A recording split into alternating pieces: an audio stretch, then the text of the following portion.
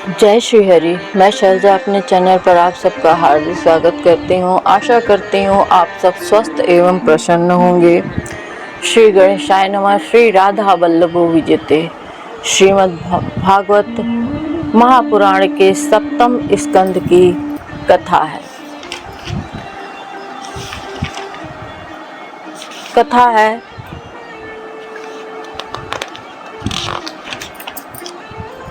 गृहस्थों के लिए मोक्ष धर्म का वर्णन। अभी तक हमने ये कथा पढ़ी थी, आगे की कथा है इसी में। युधिष्ठिर, नारद जी कहते हैं, युधिष्ठिर गर्भाधान से लेकर अंत्येष्टि पर्यंत संपूर्ण संस्कार जिनके होते हैं उनको द्विज कहते हैं। उनमें से कुछ तो पूर्वोक्त प्रवृत्ति मार्ग का अनुष्ठान करते हैं और कुछ आगे कहे जाने वाले निवृत्ति मार्ग का। निवृत्ति परायण पुरुष इष्ट पूर्त और कर्मों से होने वाले समस्त यज्ञों को विषयों का ज्ञान कराने वाले इंद्रियों में हवन कर देता है। इंद्रियों को दर्शनादि संकल्प रूप मन में, वैकारिक मन को परावाणी और परावाणी को वर्ण समुदाय में, वर्ण समुदाय को आ उ म इन तीन स्वरों के रूप में रहने वाले ओंकार में, ओंकार को बिंदु में, बिंदु की नाद में, नाद को सूत्रात्मा रूप प्राण में और प्राण को ब्रह्म में लीन कर देता है। वह निवृत्ति निष्ठ ज्ञानी क्रमशः अग्नि, सूर्य, दिन, सायकाल, शुक्ल पक्ष, पूर्णमासी और उत्तरायण के अभिमानी देवताओं के पास जाकर ब्रह्मलोक में पहुंचता है और वहां के भोग समाप्त होने पर वह स्थूलोपाधिक विश्व अपनी स्थूल उपाधि को सूक्ष्म में लीन करके सूक्ष्मोपाधिक तेजस हो जाता है। फिर सूक्ष्म उपाधि को कारण में लय करके कारणोपाधिक प्राज्ञ रूप में स्थित होता है। फिर सबके साक्षी रूप से सर्वत्र अनुगत होने के कारण साक्षी के ही स्वरूप में कारणोपाधि का लय करके तुरी रूप से स्थित होता है। इस प्रकार दृश्यों का लय हो जाने पर वह शुद्ध आत्मा रह जाता है। यही मोक्ष पद है। इसे देवयान मार्ग कहते हैं। इस मार्ग से जाने वाला आत्मोपासक संसार की ओर से निवृत्त होकर क्रमशः एक से दूसरे देवता के पास होता हुआ ब्रह्मलोक में जाकर अपने स्वरूप में स्थित हो जाता है। वह प्रवृत्ति मार्गी के समान फिर जन्म मृत्यु के चक्कर में नहीं पड़ता। ये पितृयान और देवयान दोनों ही वेदोक्त मार्ग हैं। जो शास्त्रीय दृष्टि से इन्हें तत्वतः जान लेता है वह शरीर में स्थित रहता हुआ भी मोहित नहीं होता। पैदा होने वाले शरीर के पहले भी कारण रूप से और उनका अंत हो जाने पर भी उनकी अवधि रूप से जो स्वयं विद्यमान होता है, जो भोग रूप से बाहर और भोक्ता रूप से भीतर है तथा ऊंच और नीच, जानना और जानने का विषय, वाणी और वाणी का विषय, अंधकार और प्रकाश आदि वस्तुओं के रूप में जो कुछ भी उपलब्ध होता है वह सब स्वयं वह तत्ववेत्ता ही है। इसी से मोह का उसका स्पर्श नहीं कर सकता। दर्पण आदि में दिख पड़ने वाला प्रतिबिंब विचार और युक्ति से बाधित है, उसका उनमें अस्तित्व है ही नहीं। फिर भी वस्तु के रूप में तो वह दिखता ही है। वैसे ही इंद्रियों के द्वारा दिखने वाली वस्तुओं का भेदभाव भी विचार, युक्ति और आत्मानुभव से असंभव होने के कारण वस्तुतः न होने पर भी सत्य सा प्रतीत होता है। पृथ्वी आदि पंचभूतों से इस शरीर का निर्माण नहीं हुआ है। वास्तविक दृष्टि से देखा जाए तो न तो वह इन पंचभूतों का संघात है और न विकार या परिणाम है, क्योंकि वह अपने अवयवों से न तो पृथक है और न उनमें अनुगत ही है, अतएव मिथ्या ही है। इसी प्रकार शरीर के कारण रूप पंचभूत भी अवयवी होने के कारण अपने अवयवों सूक्ष्म भूतों से भिन्न नहीं है, अवयव रूप ही है। जब बहुत खोजबीन करने पर भी अवयवों के अतिरिक्त अवयवी का अस्तित्व नहीं मिलता तो वह सिद्ध होता है, असत्य ही सिद्ध होता है। तब अपने आप ही यह सिद्ध हो जाता है कि ये अवयव भी असत्य ही है।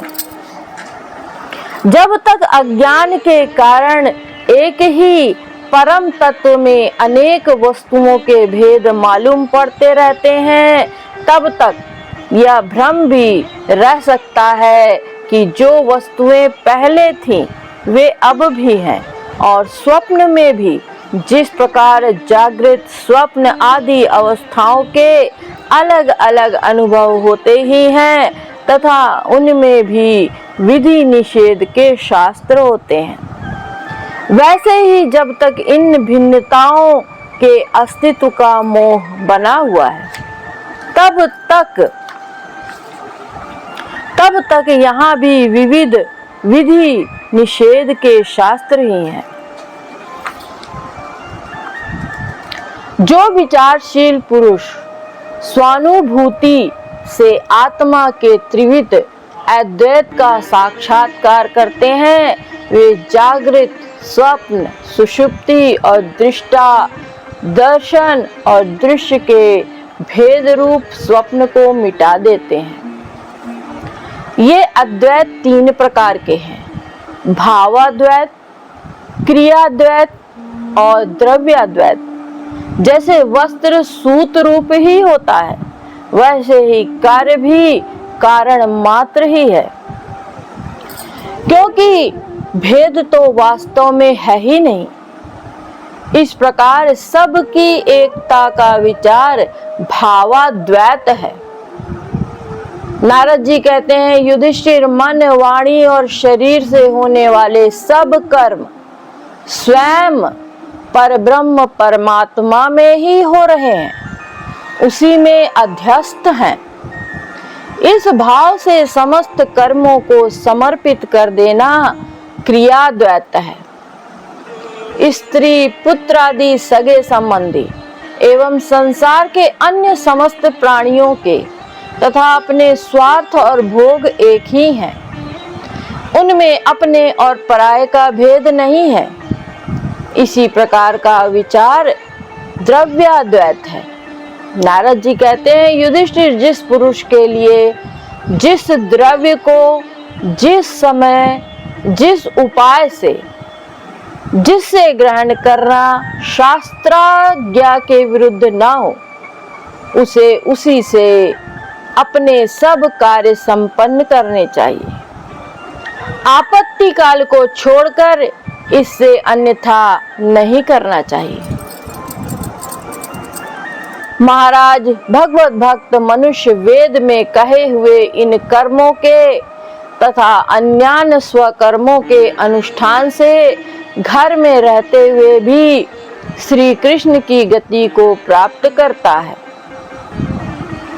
नारद जी कहते हैं, युधिष्ठिर, जैसे तुम अपने स्वामी भगवान श्री कृष्ण की कृपा और सहायता से बड़ी बड़ी कठिन विपत्तियों से पार हो गए और उन्हीं के चरण कमलों की सेवा से समस्त भूमंडल को जीतकर तुमने बड़े बड़े राज, सूर्य आदि यज्ञ किए हैं।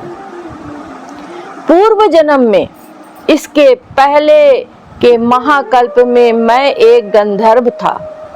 मेरा नाम था उपबरहण और गंधर्वों में मेरा बड़ा सम्मान था। मेरी सुंदरता, सुकुमारता और मधुरता अपूर्व थी। मेरे शरीर से सुगंधी निकला करती और देखने में मैं बहुत अच्छा लगता।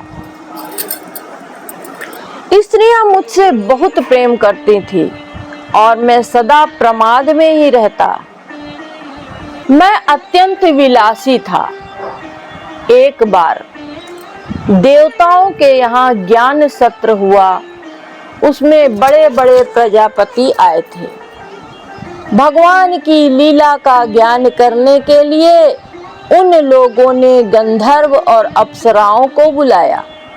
मैं जानता था कि वह संतों का समाज है और वहाँ भगवान की लीला का ही गान होता है। फिर भी मैं स्त्रियों के साथ लौकिक गीतों का गान करता हुआ उन्मत्त की तरह वहां जा पहुंचा। देवताओं ने देखा कि यह तो हम लोगों का अनादर हो रहा है। उन्होंने अपनी शक्ति से मुझे शाप दिया कि तुमने हम लोगों की अवहेलना की है, इसलिए तुम्हारी सारी सौंदर्य संपत्ति नष्ट हो जाए और तुम शीघ्र ही शूद्र हो जाओ। तुम शीघ्र ही शूद्र हो जाओ। उनके शाप से मैं दासी का पुत्र हुआ, किंतु उस शूद्र जीवन में किए हुए महात्माओं के सत्संग और सेवा शुश्रूषा के प्रभाव से मैं दूसरे जन्म में ब्रह्मा जी का पुत्र हुआ। संतों की अवहेलना और सेवा का यह मेरा प्रत्यक्ष अनुभव है। संत सेवा से ही भगवान प्रसन्न होते हैं। मैंने तुम्हें गृहस्थों का पाप नाशक धर्म बतला दिया। इस धर्म के आचरण से गृहस्थ भी अनायास ही सन्यासियों को मिलने वाला परम पद प्राप्त कर लेता है। नारद जी कहते हैं, युधिष्ठिर, इस मृत्यु लोक में तुम लोगों के भाग्य अत्यंत प्रशंसनीय है, क्योंकि तुम्हारे घर में साक्षात पर ब्रह्म परमात्मा मनुष्य का रूप धारण करके गुप्त रूप से निवास करते हैं। इसी से सारे संसार को पवित्र कर देने वाले ऋषि मुनि बार बार उनका दर्शन करने के लिए चारों ओर से तुम्हारे पास आया करते हैं। बड़े बड़े महापुरुष निरंतर जिनको ढूंढते रहते हैं, जो माया के लेस से रहित परम शांत परमानंदानुभव स्वरूप परम ब्रह्म परमात्मा है, वे ही तुम्हारे प्रिय हितैषी, ममेरे भाई, पूज्य आज्ञाकारी गुरु और स्वयं आत्मा श्री कृष्ण है। शंकर ब्रह्मा आदि भी अपनी सारी बुद्धि लगाकर वे यह हैं, इस रूप में उनका वर्णन नहीं कर सके। फिर हम तो कर ही कैसे रख सकते हैं। हम मौन, भक्ति और संयम के द्वारा ही उनकी पूजा करते हैं। कृपया हमारी यह पूजा स्वीकार करके भक्त वत्सल भगवान हम पर प्रसन्न हो।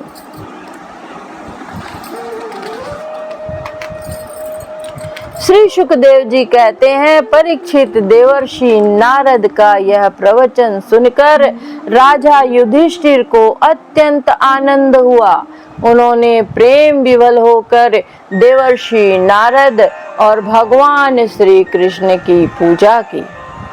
देवर्षि नारद भगवान श्री कृष्ण और राजा युधिष्ठिर से विदा लेकर और उनके द्वारा सत्कार पाकर चले गए।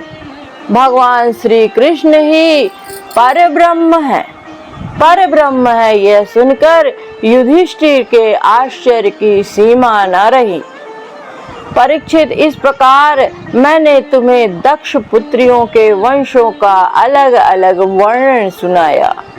उन्हीं के वंश में देवता, असुर, मनुष्य आदि संपूर्ण चराचर की सृष्टि हुई है। इति सप्तम स्कंध समाप्त। हरि ओम तत्सत।